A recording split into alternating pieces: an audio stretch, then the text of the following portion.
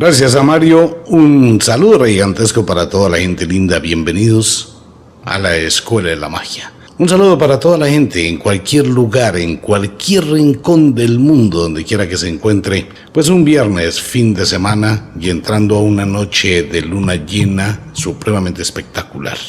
En la tradición antigua, bajo esta luna llena, realmente se realizaba el ritual del Beltane, la iniciación de Walpurgis. Normalmente se hacía en la última luna llena de la primavera. Pero después pues se colocó el calendario por aquellas cosas de las fechas y entonces se quedó entre el 30 y el 4 de mayo. Pero antiguamente pues se utilizaba la última luna de la primavera, la luna de las flores. Y de esta forma pues se hacía la iniciación del mundo de la magia y del Beltane. Bien, eso será más adelante que vamos a realizar nosotros el ritual.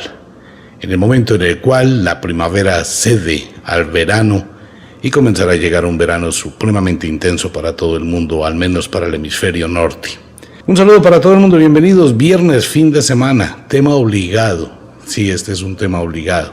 Ocurre que, muchísima gente ha cambiado su orden de ideas, su pensamiento, y nos preparamos para una semana supremamente larga. La ciudad de Girardot está ya llena de turistas, de personas que vienen a pasar esta semana, muchachos que no van a estudiar, no hay colegios.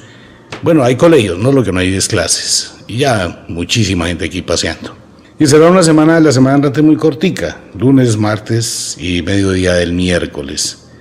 Pues sí, mucha gente desearía que fuera como en las épocas antiguas. Estamos hablando de tan solo 30, 40 años, donde era toda la semana perdida y toda la semana viviendo durante 2000 años el mismo suceso. Bueno, realmente no son 2000 años, eso es hablar un poquito de cuento. Ocurre que hoy por hoy hay un despertar de conciencia, hay algo diferente a todo esto, y comentamos en algún tema en Facebook la historia del emperador Constantino, por allá en los años 300, 320, 330. Constantino fue un emperador romano que era un sanguinario, la cosa más tenaz en la época de la guerra romana, la conquista de Roma, el imperio romano. Y este conquistador, este emperador, tenía un ego muy subido. De hecho fue quien creó Constantinopla. Él se vestía de unos lujos impresionantes, tenía un ego impresionante, y él entraba en conflicto con el panteón romano, los dioses romanos. Entre estos dioses romanos, pues él tenía ciertos celos de Júpiter, que era el dios poderoso. Entonces, Constantino quiso ser dios y mandó imprimir una cantidad de monedas con su imagen. En el año 317 más o menos, después de haber combatido a una cantidad de gente y matado a una cantidad de gente, pues él empezó con una serie de historias a crear un concepto sobre el monoteísmo. En aquella época existía el monoteísmo ya, que era un concepto de un único Dios que nació en Egipto, y era el cuento de un Dios único que combatía a los demás dioses. Entonces Constantino llegó y dijo: venga, espere un momentico, pero es que a mí ya me crearon un dios antes que yo, ¿ahora qué hago yo? Existía antiguamente, antes de todo eso, existía el politeísmo. El politeísmo era cuando los griegos adoraban a los dioses griegos, los romanos a los dioses romanos, los chinos a los dioses chinos, los egipcios a los dioses de Egipto, y así sucesivamente. Como el imperio romano empezó a atacar a todo el mundo y el Mediterráneo para quedarse con las mercaderías del Mediterráneo, que era un puerto, Roma empezó a invadir toda Europa, y unas matanzas que uno no alcanza a imaginar. Mejor dicho, lo que pasa hoy en el mundo es nada con lo que ocurría en aquella época brutal. El emperador Constantino logró crear el imperio romano. Entonces, cuando Constantino se enfrenta con una realidad que en Egipto ya se había creado el monoteísmo, o sea, todos los dioses que existían fueron mandados al lavadero. Me encanta la telepatía con todos mis oyentes. pues ya todos los dioses de Roma, todos los dioses griegos, todos estos dioses maravillosos y todas estas diosas increíbles de la cosmogonía, pues fueron anulados por un solo Dios, Jehová. Bueno, y empezaron a cambiar de nombre en algunos textos, Mahoma, Alá, etc. Pues entonces Constantino se enfrentó a un dilema. Ya hay un Dios, ya hay un monoteísmo. O sea, no puedo ser Dios, pero él quería hacer algo grande. Entonces se dijo a sí mismo, venga, cambiemos el orden de las reglas de juego. Aquí está el Antiguo Testamento, que es la recopilación de una cantidad de historias que tienen que ver con la antigüedad y con historias de otros sitios y otros lugares del mundo, como el caso de Moisés, el caso de la princesa Kunti, el hijo del sol, etc. Constantino se puso a pensar, ¿qué hago? Y llamó a los obispos que practicaban el monoteísmo. Llamó a los obispos, llamó a la gente. En ese momento no existía nada más, solo el Antiguo Testamento. Entonces se le alumbró el bombillito a Constantino, el emperador, y cogió a los obispos y les dijo, hagamos algo interesante. Si ya existe un Dios, pues lo importante es que ese Dios tenga un heredero en la tierra. Entonces cogió y se puso a mirar dentro de la cultura pagana toda la historia de los 50 y pico de dioses que nacen el 24 de diciembre, que entre ellos está el dios Krishna, está el dios Horus, está Zoroastro, que son muy, muy antiguos. Y él se puso a mirar, ¿no?, cuáles eran los hijos de Dios. Entonces él dijo, para que no me quiten el puesto, voy a hacer una cosa. Aquí está Dios, pero vamos a crear el Hijo de Dios. Y cogió a los obispos en Roma, los reunió y les dijo, bueno, vamos a organizar algo. Se llama el Concilio de Nicea, que ocurrió el 19 de junio del año 325 en nuestra era. Constantino hábilmente dijo, yo soy el Hijo de Dios. De aquí en adelante, yo soy el Hijo de Dios. Entonces los obispos le dijeron, sí, pero espere, porque es que usted no lo van a adorar como divinidad. Y en el Concilio de Nicea se comenzó a tratar de arreglar lo que iría a ser la historia.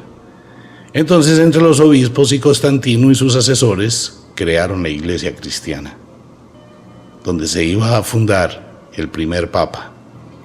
Mire, si usted es una persona que investiga, que le gusta estar inquieto y le gusta averiguar cosas, se va a dar cuenta de lo siguiente. Según la historia, ¿cuántos apóstoles tenía Jesús? 12 apóstoles, los 12 meses del año. Y Jesús es el sol. ¿La iglesia quién la funda? La iglesia la funda, según los Hechos de los Apóstoles, un tal Pedro, que no era Pedro, el amigo de Dios, el pescador, sino era Pedro, una especie de policía o de guarda del ejército romano, que nada llegó a tener con la historia y todo el cuento de Jesús. Ninguno de los 12 apóstoles, absolutamente ninguno, porque la gran mayoría de las historias se pierden en una cantidad de conceptos bien raros, como Juan en la isla de Patmos, que es llevado por un extraterrestre y habla del apocalipsis y se inventa una historia toda medio arreglada. Entonces el emperador Constantino les dijo, ok, vamos a hacer una cosa, vamos a crear un Hijo de Dios. Y se copió de las historias, de las demás historias de los paganos, y creó a Jesús. Lo creó, no nació de nada. ¿Y cómo empieza a utilizar esta estrategia? Pues ocurre que Constantino asume la posición solar y las épocas de las estaciones del sol y se unifica con todos los demás dioses que han nacido el 24 de diciembre. No solamente es Jesús el que nació de una virgen y tiene 12 apóstoles y muere crucificado. Son 54 dioses, mucho antes de Jesús, que nacen el 24 de diciembre de una virgen, tienen 12 apóstoles y mueren crucificados. ¿Y por qué mueren crucificados? Porque es cuando el sol muere en el invierno en la Cruz del Sur, las estrellas que forman la Cruz del Sur. Constantino funda la religión. Entonces realiza el concilio de Nicea, el primer concilio ecuménico, y reúne a los obispos y les dice: a partir de hoy nace el Hijo de Dios, el heredero de Dios.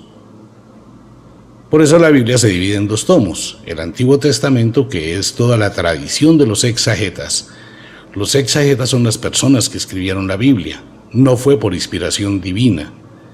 La Biblia está integrada por una cantidad de historias que empezaron a escribirse en Bagdad en el año 6000 antes de nuestra era, o antes de Cristo, cuando apareció la escritura por primera vez. Y esto tenía como base la historia del pueblo sumerio. Cuando usted coge y saca un tiempo, y por favor no me crea nada, pero lo invito para que investigue, le doy las pautas. Cuando tenga un tiempito, búsquese el Tratado de la Religión Sumeria. Ok, cuando usted se lee el Tratado de la Religión Sumeria, se va a dar cuenta que todo el principio de la Biblia es una copia total, a la cual le cambiaron muy poquitos nombres, de la religión sumeria. Los mismos procesos, los mismos paisajes, las mismas cosas aparecen en la leyenda del Popol Vuh, la leyenda del Quiché, el libro de la creación centroamericana del pueblo de los mayas, exactamente igual. Entonces empezaron a recopilar todo esto. Los exegetas eran quienes transcribían y acomodaban la historia, que iban recopilando de otras historias. La historia del Pentateuco, o los 5 libros mayores, que son los libros de Moisés. Estas historias fueron copiadas del Mahabharata de la India. Mira, hay una cosa aquí: Moisés es un pobrecito niño, otra vez el famoso niño pobrecito, su hija, la princesa lo tiene a escondidas de su papá, da a luz, no lo puede tener, se va arriba, lo envuelve en un carrizal, le hace una cunita, le pone asfalto, le pone arcilla, unas ramitas, y lo manda por el río. Y le dice: oh Dios mío, protege a mi hijo, no sé qué, si sé cuándo, pitos y flautas. Y el río llega donde están las lavanderas del papá, del rey, y escuchan llorar al niño. Entonces, wow, hay alegría. La vida nos regaló un rey, un príncipe. Las lavanderas cogen al niño, se lo llevan al rey, y llega la niña, que es la mamá del niño original: papi, por favor, déjame, yo lo cuido, yo lo quiero tener. Y le mete los dedos en la boca al papá, que es el rey, y el rey le dice: sí, tómalo, hija, y cuídalo como si fuera tu hijo, siendo el hijo que ella misma acaba de parir, y lo mandó en la cunita. Pues todo el mundo comió el cuento de Moisés. Ok. Muchísimo antes de la historia de Moisés, muchísimos años, en el Mahabharata de la India, que es una Biblia 3 veces la Biblia, el libro de la India, ahí aparece la historia de la princesa Kunti. La princesa Kunti era una doncella muy hermosa. El dios Sol vino una noche y tuvo sexo con ella y la dejó embarazada. Entonces la princesa dio a luz un niño, pero sintió miedo de su papá. Ocultó su embarazo hasta que logró parir a su hijo. Lo envolvió en una canastica de carrizales, le colocó brea, le colocó asfalto, lo mandó en las aguas del río para que llegara donde estaban las lavanderas de su padre, y las lavanderas de su padre, el rey, recogieron el niño, el cual se iría a convertir en uno de los más grandes guerreros entre la guerra de los Kundú y los Pandava, en la guerra donde está el dios Krishna, su compañero inseparable Arjuna. Entonces, pues la princesa va y le dice a su rey: papi, déjame, yo lo cuido. Toma, hija, cuídalo como si fuera tu hijo. Las mismas palabras. Igual también a ese rey le llevan la cabeza de un enemigo, que es la misma relación de la cabeza de Juan Bautista. Todo es el mismo cuento en el Antiguo Testamento y en el Nuevo Testamento. Entonces ocurre que este emperador Constantino convierte a los exegetas, que eran los escribientes de la Biblia, a su favor. Y en el concilio de Nicea dice: bueno, tenemos que hablar sobre la divinidad de Jesús. Porque si decimos que Jesús era y es hijo de Dios, ¿por qué es hombre y por qué es humano y no una divinidad? pues invisible, omnipresente, pero no tocable, como Dios. No, aquí vamos a decir que Dios engendró y se engendró a través del Espíritu Santo, formó carne y creó a Jesús. Bueno, ok, eso está bien, esa es la historia que vamos a decirle al mundo, pero ¿cómo lo hacemos? Ajá, aquí viene la parte B de la historia. Constantino nunca se imaginó que iba a existir el internet, ni que la gente se iba a dedicar a leerse la Biblia de la primera palabra a la última, y que iba a investigar. Entonces los obispos le dijeron, bueno, mire, hay una historia muy especial donde hay una mujer a la cual le aparece un ángel y le dice, has sido bendecida por el Señor, y Dios ha dicho que creará un milagro en ti. Dios vendrá a tu cuerpo y gestarás y darás a luz un hijo. Este hijo no le pasará barbera, no se peluqueará nunca, no se afeitará nunca, será puro, será nazir, será nazareo a Dios. Por eso se llama el nazareo, ¿no? El nazareno. Porque eso decía, el ángel será nazareo a Dios. Por favor, tú no vivas vino de sidra ni de manzana, lleva una vida cauta, prudente, porque vas a dar a luz a un gran guerrero que liberará a su pueblo. ¡Eureka! Y cuando uno nombra esta historia, todo el mundo dice, sí, es la aparición del ángel Gabriel a la Virgen María, y estos son los misterios de no sé qué, y sí sé cuándo en el rosario, ¿no? La Anunciación. Sí, pero no. Este es el nacimiento de Sansón, y eso lo encuentra usted en Reyes, en la Biblia. Nace Sansón de una mujer que es virgen, que no tuvo sexo con su esposo y que tenía una función de partenogénesis, pero bueno, el caso es que nace Sansón. Sansón es otra representación en el Antiguo Testamento del sol. Por eso Sansón muere entre las columnas, ¿no? La muerte de Sansón, las columnas que significan el final del año, el atardecer del sol. Eso tiene una simbología cósmica impresionante. Pues esa asociación de ideas le dio todo el poder a Constantino para crear la historia de Jesús. Por favor, no me crea nada, absolutamente nada, y no me diga groserías. Y no vaya a apagar el computador ni el celular. Investigue. Hoy puede investigar en la red de internet fácilmente. Usted puede buscar la historia de Sansón, puede buscar la historia de Constantino, puede buscar la historia del cristianismo, cómo nace, puede consultar los 20 concilios ecuménicos que han existido, en los cuales hay dos bien importantes: el concilio de Nicea, que es donde nace la religión y se crea la religión, y el concilio del arrianismo, que es el concepto para darle vida a Jesús y colocarle toda esta cantidad de arandelas. Cuando la gente se pone a leer la Biblia y empieza a leer con un poquito de razón y de lógica, se va a dar cuenta que todos los evangelios están equivocados, porque la secuencia de los hechos y de los eventos son muy pocos. Realmente los 33 años de la vida de Jesús no tienen ningún asidero histórico ni ningún sentido. Cuando dicen que él será nazir, nazareo, la gente ha asociado la palabra Nazaret, pero no es así.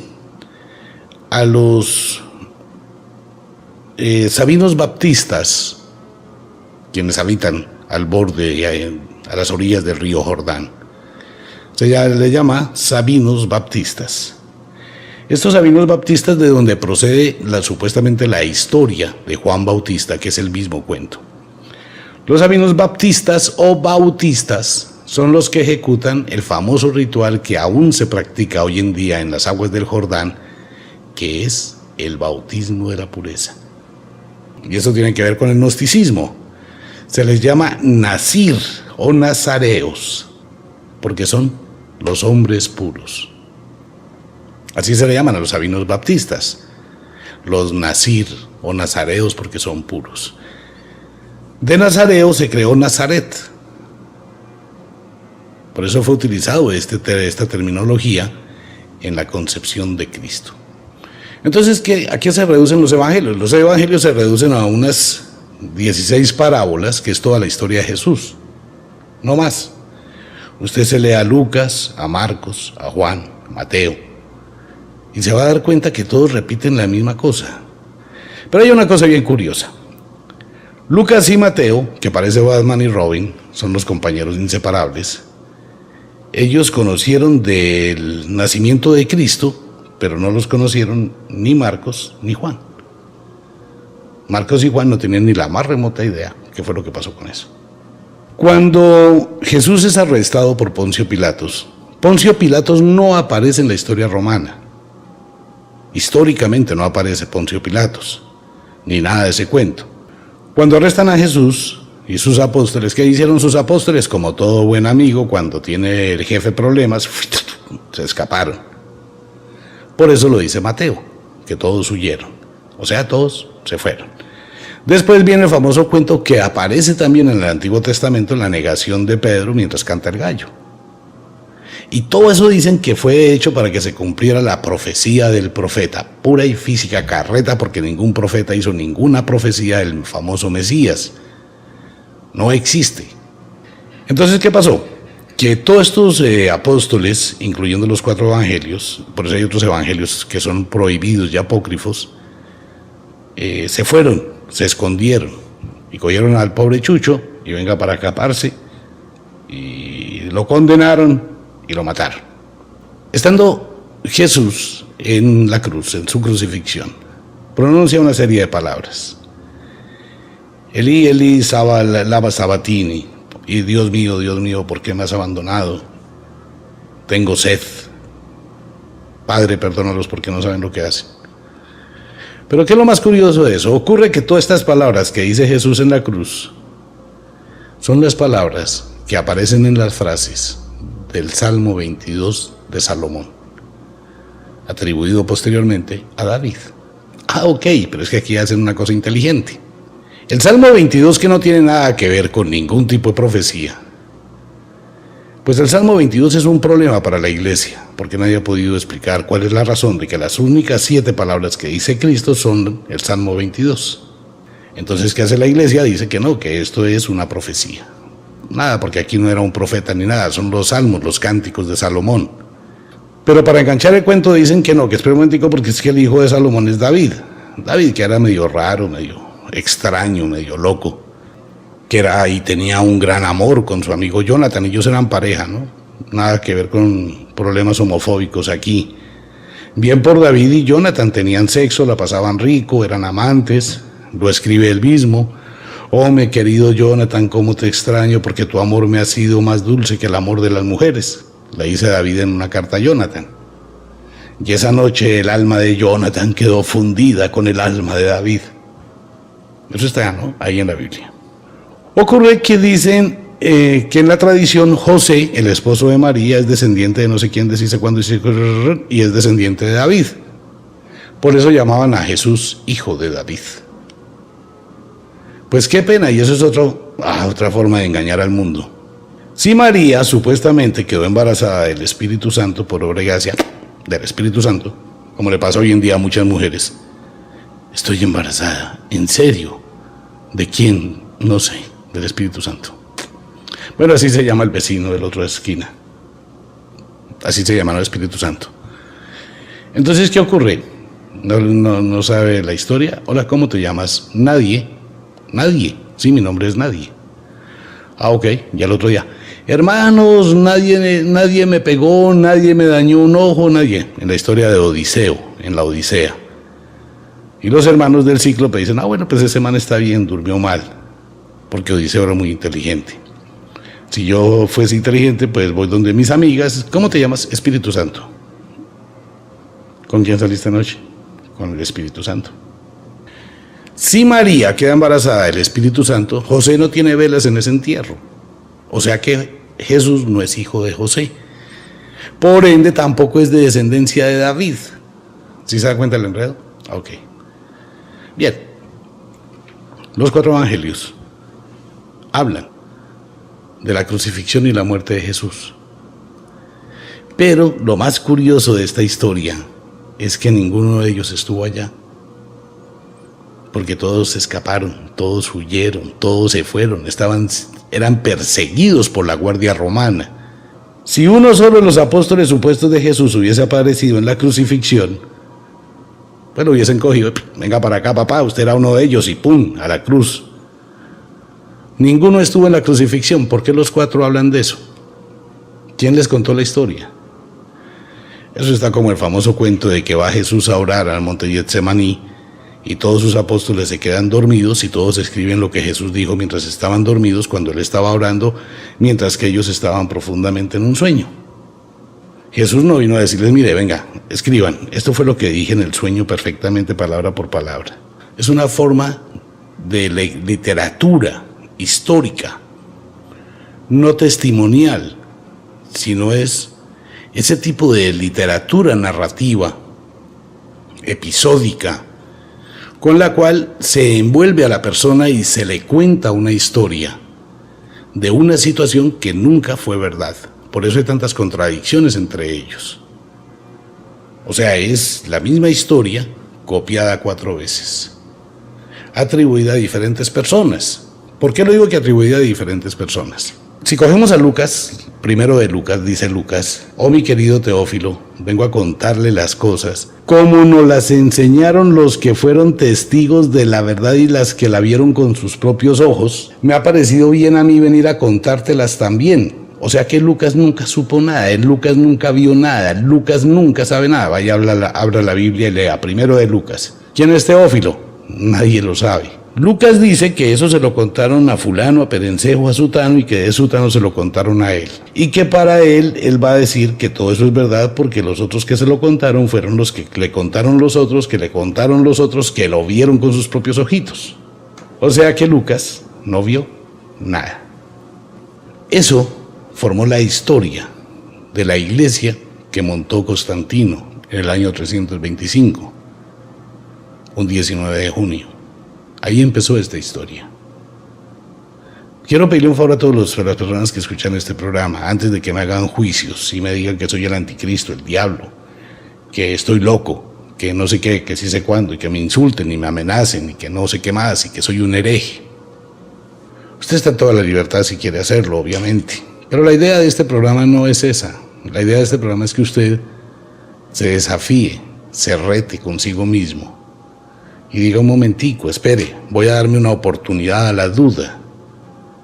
Voy a mirar, voy a leer, voy a investigar, voy a dejar de comer tanto cuento. Voy a ir, lo primero que voy a hacer es mirar los primeros concilios. Hoy son públicos, ¿no? Hace muchos años, muchísimos años, tenía una amiga que trabajaba en una universidad católica. Allí existía un extraño libro que era prohibido para el pueblo civil, que no pertenecía a la iglesia.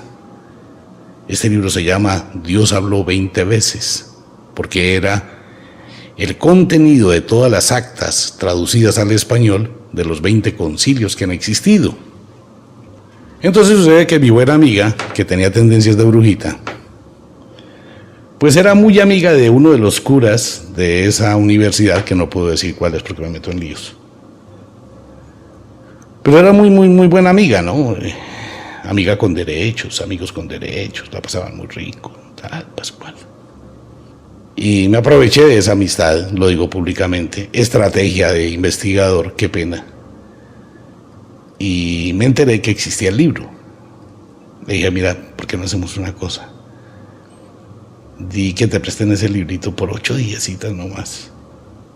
Bueno, en fin, el caso es que el libro llegó a mis manos. Cuando me pongo a investigar el libro y empiezo a mirar lo que fueron los 20 concilios, Dios habló 20 veces, ese es el libro. Y en ese libro que dice Dios habló 20 veces, están todos los concilios ecuménicos. Los primeros 10 concilios, amigo mío, incluyendo el concilio de Nicea y el de Arrianismo, son exclusivamente en la formación de toda la estrategia de cómo se va a vender, a imponer, a generar la nueva religión, el Hijo de Dios.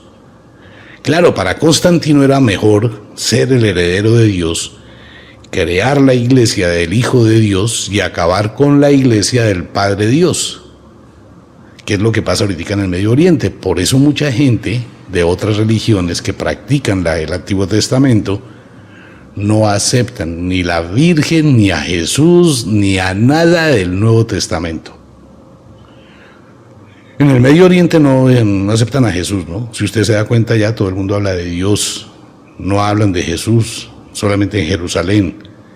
Pero en el resto no, porque esa es una de las partes de la guerra que hay, se llama la Sharia. Perdón, la yihad. La yihad es la famosa guerra santa. Esa guerra santa es que todo el cuento de Jesús es una gran mentira que fue hecha por un negocio en Roma, y por eso el papado está en Roma, y por eso todos los romanos tienen todo que ver con la construcción de la iglesia. Es por esa la razón. La famosa yihad no acepta nada del Nuevo Testamento. Todo está en el Antiguo Testamento y cambian el nombre de Jehová por otros nombres. ¿Por qué? Porque saben cómo fue la historia. Entonces, amigo mío, han pasado no sé cuántos años y hoy por hoy tenemos la posibilidad de leer, ver, analizar, pensar, sin necesidad de colocarle a esto un estigma. Es que ese tipo es el anticristo. No, ¿cuál anticristo ni qué nada? Es que ese tipo es el diablo. ¿Cuál diablo? Ojalá existiera el diablo. Ojalá existiera Dios. Ojalá existiera cualquier tipo de estos eventos. Pero como no existe puntada sin dedal, quiero contarle algo. El próximo lunes van a presentar unos programas en televisión sobre la riqueza del Vaticano. Usted sabe que después de que Constantino crea la iglesia, ¿usted sabe qué fue lo que creó Constantino después? Como el ejército romano ya había conquistado todo y era un imperio, cogió a los caballeros del imperio romano, unos salvajes, asesinos, de la peor ralea, de la peor calaña. Los trajo y les puso un uniforme escarlata con una cruz y los denominó los cruzados, el brazo armado de Dios. ¿Y qué hizo Constantino? Mandó a los cruzados a dos cosas. La primera, robar, matar, asolar aldeas, pueblos, lugares. Donde pasaban los cruzados no quedaba nadie vivo, niños, ancianos, mujeres embarazadas, si no se convertían a Dios. Pero no a Dios, el Dios del Antiguo Testamento, si no se convertían a Cristo el Salvador. Cuando estos pueblos se convertían a Cristo el Salvador, ¿a qué no había qué pasaba? Que todas las cosas de lujo, todas las cosas de oro, todas las cosas de plata, debían entregársele al Altísimo, haciéndole una relación al famoso cuento de que Jehová dice que yo soy el Dios del ejército, mío es el oro, mío es la plata, dice Dios de los ejércitos. Entonces todos los cruzados empezaron a robarse la plata, el oro. Unos años después, pues se le convierte eso en un problema gravísimo a Constantino y los cruzados se roban gran parte del tesoro que se habían robado y que le habían dado al Vaticano y que le habían dado a Constantino, después de la muerte de Constantino, cuando siguió el negocio. Los cruzados cogieron esa plata, esos tesoros, que se llama el tesoro de los cátaros, y se supone que trajeron todo ese gran tesoro a Sudamérica y en alguna parte de Sudamérica lo enterraron. Y ese tesoro está aquí enterrado en alguna parte de Sudamérica, nadie sabe dónde. Así terminó la historia de las cruzadas. Pero la iglesia siguió construyendo gracias a toda esta plata y a lo que habían hecho los cruzados de imponer o evangelizar y hacer que la gente se sometiera a ese tipo de cosas. Ya llegó la época del 1200, llegaron los antipapas que hicieron una cantidad de desórdenes gravísimos, que hicieron una cantidad de cosas sucias, cochinas en la época del medioevo, muchos papas que convirtieron la iglesia en un prostíbulo, el Vaticano, el antipapa, por ejemplo los Borgia, el papa Borgia que se acostaba con la propia mamá, con la propia hermana y con el propio hermano, el antipapa, ¿no? Bueno, eso era una justificación de la iglesia. Pero la iglesia siguió, pero como estaba tan sucia, tan corrupta, más de lo que está hoy, a la iglesia se le ocurrió una linda idea. Hay que tapar este hueco para lavar la casa. Hay que taparlo, hay que mirar, hay que la gente no se dé cuenta qué es lo que está pasando aquí. Y se inventaron el oscurantismo. 1000 años de obscuridad intelectual, donde la gente no podía pensar, donde todo era condenado como herejía. Si usted pensaba, para la hoguera, lo mataban con la famosa Inquisición. Si se da cuenta, todo fue marcado, impuesto, destrucción, sangre, muerte. Si usted no cree, lo mato. ¿Cuánta gente me insulta a mí en Facebook y me amenaza cuando hablo de este tipo de cosas? Es que usted lo vamos a matar, es que él no sé qué, es que sí sé cuándo, ¿cómo se le ocurre decir eso? Pues amigo mío, es como cualquier historiador, solo es la otra cara de la moneda. A ver, amigo mío, hay muchas cosas en la historia que nosotros ignoramos. Hollywood es experto en transformar la historia. Hollywood muestra lo que le conviene a determinados países que ganan mucha plata. Nosotros vimos películas del Calvario, de la muerte, y sí, pues obvio. Tengo un amigo que habita por allí a 8 minutos, años luz de la Tierra, y algún día se le ocurrió llevarse una de estas revisticas de Superman. Y en ese planeta la gente miraba la revista. Venga, ¿en serio hay un superhombre allá en la Tierra? Sí, mire, este es el testimonio de ese superhombre. Uy, ¿cómo vamos a hacer nosotros para llegar a la Tierra con este tipo de gente que vive allá? ¿Así de poderoso es? Pues la historia, una historieta. Mire, amigo mío, puede que este tipo de temas como que lo pongan a pensar un poquito, que esa es la idea. Ahora viene la otra parte. Nada de esto existió. Existió fue la creación de un gran negocio que está lleno de millones y millones y millones y millones de euros, más de lo que usted podría imaginar, que son los dueños de muchísimos negocios que nada tienen que ver con la religión y que sí tendrían más que ver con el infierno. Todos los placeres humanos son los que dan plata. Entonces, pues hay muchos negocios que dan plata, pero no voy a decirles cuáles para no seguir metiendo el dedo en la llaga. Pero hay unos negocios patrocinados por el Vaticano. ¡Wow! Vaya tipo de negocio. Algunos de ellos están en TV Cable. Y hay un letrerito por ahí con una X y todo eso. Bueno, en fin. El caso es que hay que investigar un poquito. Antiguamente le decían a uno, si llega la Semana Santa, si usted no reza se convierte en pescado, si tiene sexo se queda pegado, no puede saltar, no puede bañarse, no puede hablar, no puede reírse, no puede pensar, solamente tiene que quedarse en silencio desde el lunes hasta el domingo. ¡Qué tragedia! Y solamente, de pronto algunos oyentes recuerdan, ¿no? Todas las emisoras era música clásica. Todo el día, 24 horas. Bueno, en esa época no se hacía radio 24 horas. Y la gente preparaba la comida el viernes, sábado y domingo antes del lunes santo. Y desde el lunes santo es el martirio más grande del mundo estar mirando la misma cosa. Entonces viene la última parte de este programa. ¿Jesús resucitó o no resucitó? Según la leyenda. Bueno, la historia dice que Jesús fue crucificado, murió, fue sepultado y a los 3 días desapareció. Pues sí, dicen que resucitó y fue llevado a los cielos porque no encontraron su cuerpo, pero que se le apareció a algunas personas X después de la muerte. Entonces dicen que Jesús resucitó. ¿A quién le consta? A nadie. Ya se apareciera un cadáver o apareciera lo que fuera, vamos a seguir con la idea de que resucitó. Ok, fue llevado a los cielos. Ok, listo, igual que Enoc. Ok. Si Jesús resucita de la muerte, después de ser crucificado con una herida en el intercostado derecho o izquierdo, no recuerdo bien dónde fue que le metieron la lanza. Es que todo depende, ¿no? Porque en algunas partes lo colocan a la derecha, en la izquierda, etc. Bueno, el caso es que la lanza atraviesa la cuarta costilla, entra en diagonal, sale por la espalda, debajo del omóplato, atraviesa el pulmón, atraviesa venas, muchos vasos sanguíneos, y se produce un desangre y una pleuritis. Realmente el sufrimiento no es muy largo. 3 minutos y el pulmón se llenó de sangre y estando crucificado y colgado, pues la estocada de la lanza que viene desde abajo hacia arriba, entra por el intercostado, atraviesa todos los órganos más vitales, atraviesa el pulmón y sale por la espalda. Pero voy a suponer que se le salió toda la sangre, que se le regó toda la sangre, Y un cuerpo sin sangre no vive, así resucite.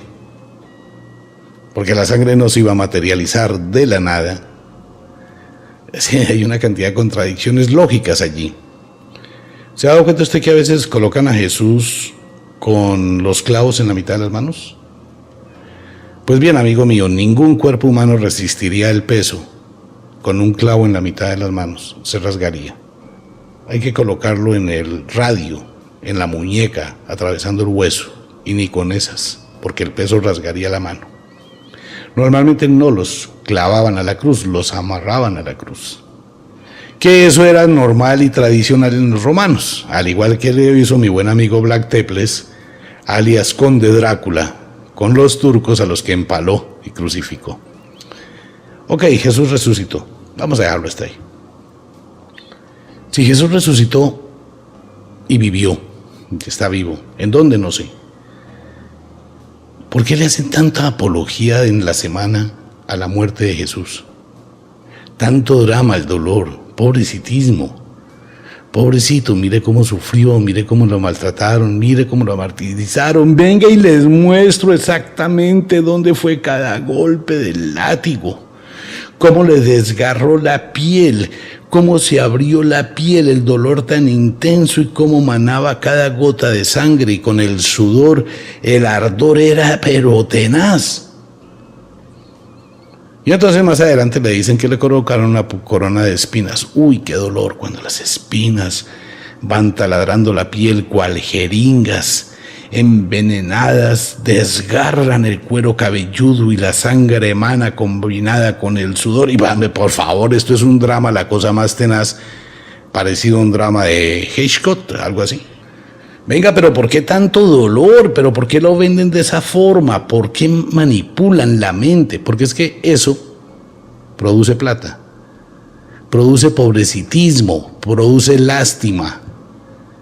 Es la señora que está tirada en la esquina de la iglesia con 6 niños entre los 2 y los 4 años que nadie se entiende cómo los tiene. Y todos cochinitos, todos sucios, todos vueltos nada, y la señora pide limosna y la gente pasa, ay, pobrecita, qué miseria, y mire todos esos niños. Lo que la gente no sabe es que esos son los hijos de las vecinas que se los alquilan por 4 horas por 20,000 pesos cada uno para que vaya y pida limosna. Pobrecitismo, despertar el pobrecitismo, la lástima. Si Jesús resucitó, venga, hagamos fiesta. Celebremos la resurrección de la vida, pero vamos a celebrarla con un jolgorio bien chévere, hagamos un bacanal, hagamos un carnaval de la vida. ¿Por qué lo recordamos muerto? Pero ¿sabes qué es la ironía de todo esto? Lunes, martes, miércoles, jueves, viernes, sábado, domingo, 7 días, 6 días y aproximadamente 15 horas de sufrimiento, de látigo, de dolor, de amargura. Y el domingo a las 3 de la tarde, 15 minuticos de felicidad cuando resucitó. O sea, hacemos más apología a la muerte que apología a la vida. Eso no funciona. Si resucitó, ¿por qué todo el mundo carga a un Cristo en la cruz? Para recordar la muerte y no la vida. Es un tema para pensar, no más. La otra semana, si va a ir a rumbear, vaya a rumbear, baile, usted está vivo, amigo mío. Y cada persona está libre de realizar lo que quiera. Ya no es la época de antes. Hay un pensamiento diferente. Pero por favor no me crea nada, ni le estoy haciendo apología a nada. La fuerza de la razón permite la libertad de la expresión. Y al mirar la historia con una mirada retrospectiva, con un poquito de lógica, nos encontramos con algo totalmente distinto. No se trata de combatir a nadie, es una parte de la historia que ha sometido a la humanidad en un sufrimiento y en una amargura que no vale la pena. Si se quedó pensando, antes de que haga juicios, lo invito para que investigue, no tome decisiones solamente por capricho. No, es que esto no sé qué, esto no se puede quedar así, es que no sé qué. No, espere. Si está libre de pecado, no tire la primera piedra. Tómese un momento y diga, ok, voy a desafiarme, me voy a retar. Voy a tomar aire, voy a dejar mi cólera, mi rabia, mi impulso, mi primer impacto y me voy a sentar a investigar. Y después de que investigue, después de que haya leído, después de que analice, después de que piense, tómese un tiempito más, relájese y ahí sí, diga lo que quiera. Una invitación mañana sábado para todo el mundo en Wicca, en la Escuela de la Magia, en las diferentes sedes en Wicca, a partir de las 9 de la mañana hasta las 3 de la tarde. Esto va para mis amigos a través de www.radiocronos.com.co. Si usted llegó a este programa por medio de YouTube, bien, lo invito un poquito a ser libre pensador y a proyectarse de forma distinta. Invitación para toda la gente mañana a Wicca, la Escuela de la Magia. Si en algún momento alguna persona se siente incómoda con mis palabras, le ofrezco disculpas. La intención no es incomodar a nadie, sino invitarlos a reflexionar, invitarlos a investigar. Está todo allí, históricamente, está toda la información. Y un poquito de lógica nos permite evaluar muchísimas cosas por la libertad espiritual de los seres humanos. Un saludo para el supernieto allá en la ciudad de Bogotá y un saludo para Michael y Mario. Un abrazo gigantesco, feliz fin de semana, nos vemos. Mañana invitación, 9 de la mañana a 3 de la tarde en todas las sedes de Wicca. Se van a agotar los rituales, pilas a toda la gente. Un abrazo gigante.